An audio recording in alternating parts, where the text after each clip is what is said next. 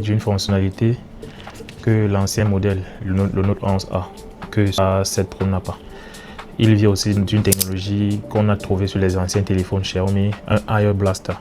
Alors c'est simplement de la télécommande. Cette option permet au téléphone par exemple il sert de télécommande. Du coup, si vous avez par exemple des climatiseurs, des écrans plasma, des micro-ondes, ce Note 11 peut vous servir de télécommande. Cependant, sur le A7 Pro, il n'y a pas cette fonctionnalité. Et les deux aussi ont en commun par exemple d'une prise jack pour ceux qui utilisent encore des écouteurs filets. Alors, je pense quand même que même si aujourd'hui la plupart des écouteurs sont maintenant sans fil, il y a toujours des personnes qui préfèrent les écouteurs filets. À part cela, je peux quand même dire que s'il vous faut faire un choix final, j'irai pour ce Note 11.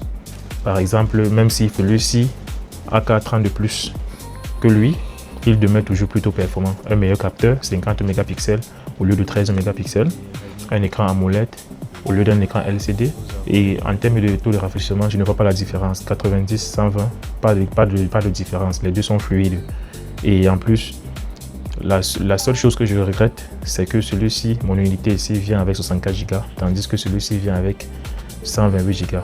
Et aussi, il possède cette technologie de mémoire virtuelle, tandis qu'ici, 4 Go de RAM, c'est 4 Go. Il n'y a rien à faire.